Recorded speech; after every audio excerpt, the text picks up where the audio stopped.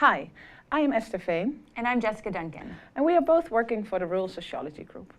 Often our students ask us, what is the point of reading this paper? To be fair, it's a good question. You'll probably read scientific papers for a number of different reasons. And these different reasons will require you to read differently. So in other words, you'll use different reading techniques if you're reading a paper for a class or for a literature review for your thesis.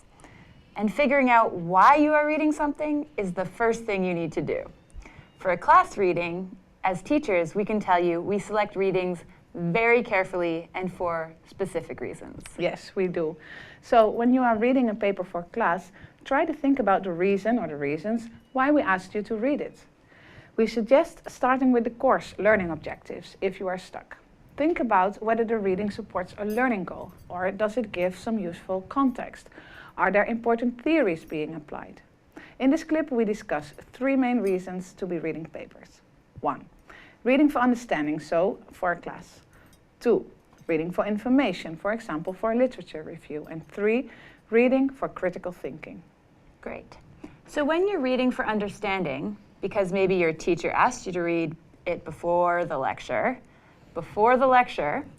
your main task is to understand the main message of the paper.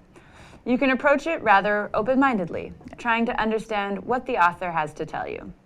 It's useful here to make use of a pen and a highlighter or a marker to mark important passages. If you do this well, you'll be able to reread the paper only by looking at those marked parts. They should be able to tell you the story the author is trying to tell. Yes, indeed. And you can also make notes, such as writing in your own words what an author is saying. You can number arguments or reasons, or you can indicate when the author gives a definition. And it can be very useful to end your reading by writing a short summary of the main points of the paper. Yeah, that's really useful. Yeah.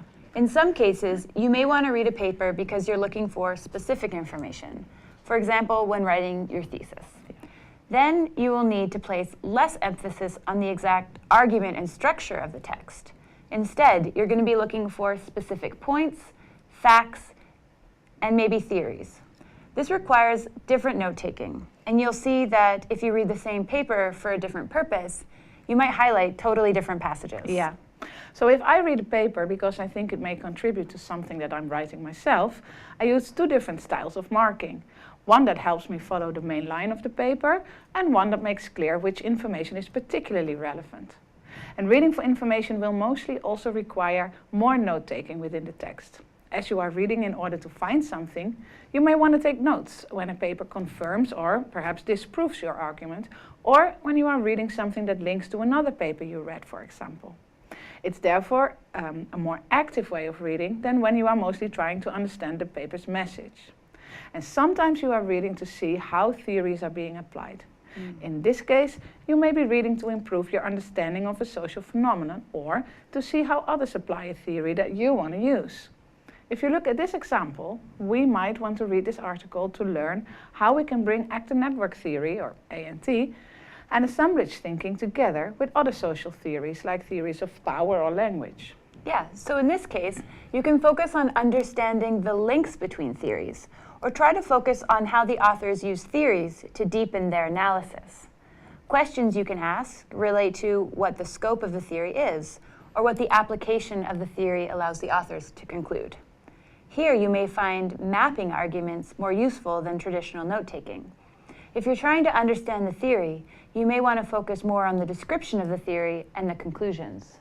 Now, if you follow these tips, you may find that reading and understanding gets easier along the way. You may actually start enjoying it, who knows? What to do with all these papers that you read? You see these piles? How to organize the reading process and progress. Check out our other clips for more hot tips.